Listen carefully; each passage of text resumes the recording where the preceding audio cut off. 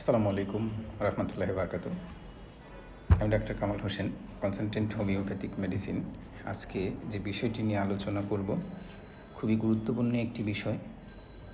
আমার প্রিয় ভাই এবং বোনেদেরও যে সমস্যাগুলো হচ্ছে, এই সমস্যাগুলোর কারণে সেই সমস্যাগুলো মূলত আমি আজকে তুলে ধরব। যেমন প্রায় আমাদের ভাই ব্রাদার বয়স 22, 23, 24, 25, 30, 28, 25-এর মধ্যে ভাই ব্রাদারদের যে সমস্যার মধ্যে এখন ইদানিং দেখতে পাচ্ছি বেশি পরিমাণে হচ্ছে, সেটা হচ্ছে যে অ্যাজাস্পারমিয়া, অ্যালিগোস্পারমিয়া, তারপর হচ্ছে যে আপনার টেরাজোস্পারমিয়া, গ্রোস অ্যালিগোস্পারমিয়া, আর হচ্ছে অ্যাজোস্থোস্পারমিয়া। এই যে সমস্যাগুলোর কথা আমি বললাম, ইদানিং এই সমস্যাটা প্রখর আকারে ধারণ করছে। এটার জন্য আমরা নিজেরাই দায়ী। কীভাবে? দেখেন যে আমাদের হচ্ছে পছন্দের জিনিস এখন হচ্ছে মোবাইল। মোবাইলটা আমরা কোথায় রাখছি? মোবাইলটা আমাদের অন্ডকোষের পাশে থাকছে। কেউ বাম পকেটে রাখেন, কেউ ডান পকেটে রাখেন। তার ফলে কি হচ্ছে? ধরুন আপনার দিনের মধ্যে 7 থেকে 6 ঘন্টায় মোবাইলটা আমাদের ওইখানে থাকছে। এটার কারণে কি হচ্ছে? রেডিয়েশন হচ্ছে। রেডিয়েশনের কারণে কি হচ্ছে? আমাদের ফার্টিলিটিটা কমছে, দিন দিন কমে যাচ্ছে। তো এখন অ্যাজোস্পারমিয়া জিনিসটা আসলে কি? অ্যাজোস্পারমিয়া জিনিসটা হচ্ছে যে আপনার বীর্যে একদম শুক্রাণু নাই।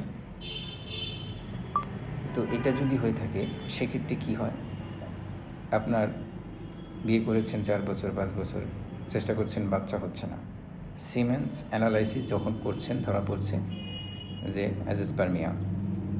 তার ফলে কি হচ্ছে? বীর্যে শুক্রাণু না থাকলে কি হচ্ছে? আপনার বেবি কনসেপ্ট হবে না। এটা অনেক চেষ্টা করছেন, অনেক কিছু খেয়েছেন।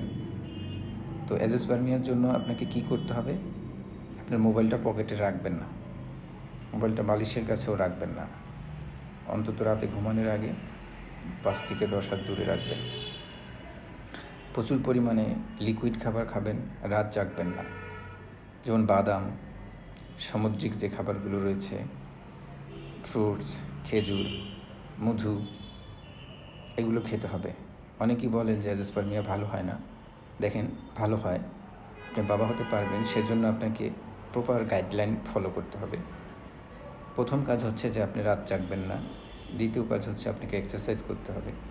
তৃতীয় কাজ হচ্ছে যে প্রপার গাইডলাইন মেনে মেডিসিন যদি খান, ইনশাল্লাহ আপনার এটা ঠিক হবে। তবে একটু সময়ের দরকার। সেক্ষেত্রে 3 মাস লাগতে পারে, 4 মাস লাগতে পারে, 5 মাসও লাগতে পারে, আবার ঊর্ধ্বেও লাগতে পারে কারো যদি তারা শারীরিকভাবে দুর্বল থাকেন, অক্ষম থাকেন, তাদের জন্য একটু সময় লাগবে। আর অলিগোস্পারমিয়া যেটাকে বলবো, সেটারও সেম সমস্যা। যেমন এটা হচ্ছে শুক্রাণুর স্বল্পতা বা শুক্রাণুটা কম থাকে। শুক্রাণু আছে, কিন্তু যে পরিমাণ দরকার একটা বেবি হওয়ার জন্য, কনসেপ্ট করার জন্য, সেই পরিমাণে আপনার থাকে না। তার জন্য আপনার এটাকে বলা হয় যে অলিগোস্পারমিয়া। অলিগোস্পারমিয়া তো সেম কাহিনী। এটা যাদের রয়েছে তাদের সমস্যা একটাই থাকে যে তাদের বেবি হয় না, বাচ্চা হয় না। এটার জন্য অনেক ট্রিটমেন্ট করিয়েছেন, লাভ হয় না। আমি এ ধরনের পেশেন্টকে ভালো করেছি।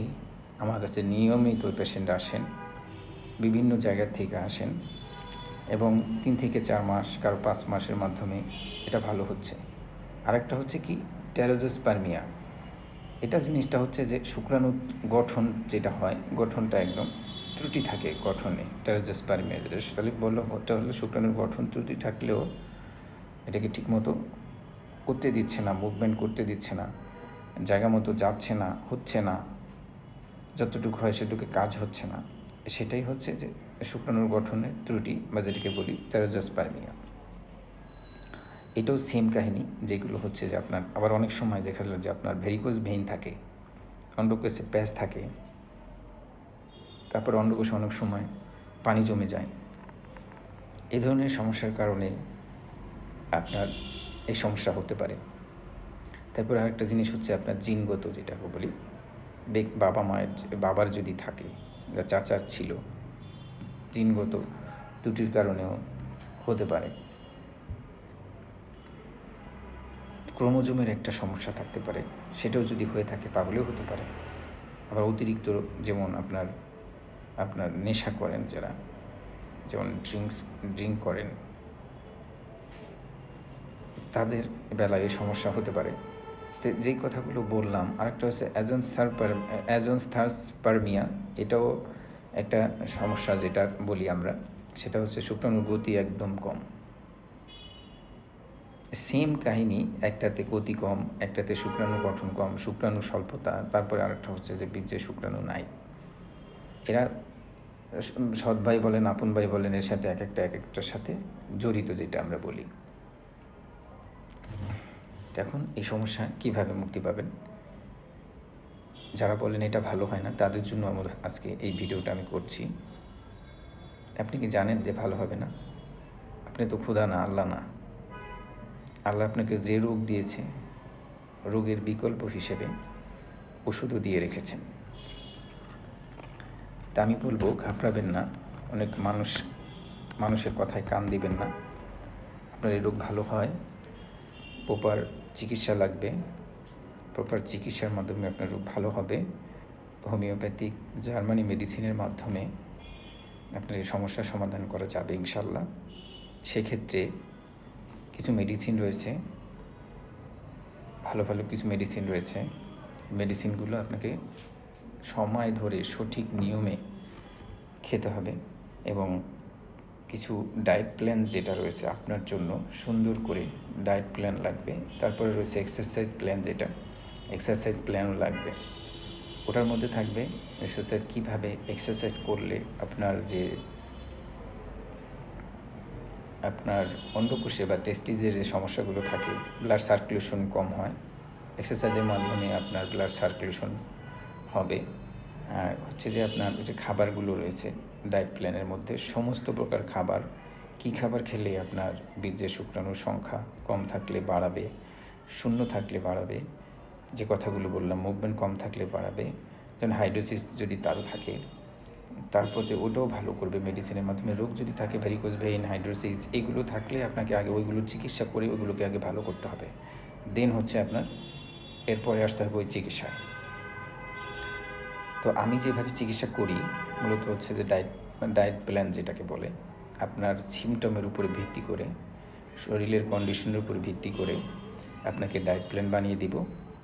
এরপরে হচ্ছে যে কী কী এক্সারসাইজ লাগবে, এক্সারসাইজগুলো করলে আপনার ইয়োগার মতো, ওইগুলো করলে আপনার যে ভেইনগুলো আছে, ভেইনগুলো রানিং থাকবে, সচল হবে। আর মেডিসিন তো রয়েছে, কারো 2 বেলা, কারো 3 বেলা, এইভাবে খেতে হবে। জার্মানি মেডিসিনের মাধ্যমে আপনার সমস্যাগুলো রিকভারি হবে। তাহলে আমার এখানে আসছে ডায়েট প্ল্যান, এক্সারসাইজ প্ল্যান, দেন হচ্ছে মেডিসিন। যে ভিডিওটা বড় হয়ে গেছে, এই জন্য আন্তরিকভাবে দুঃখিত। কথার মাঝে হয়তো ভুল হতে পারে, ডাবল হতে পারে, ক্ষমা সুন্দর দৃষ্টিতে দেখবেন। নিয়মিত নামাজ আদায় করবেন। আসসালামু আলাইকুম ওয়া রাহমাতুল্লাহি ওয়া বারাকাতুহু।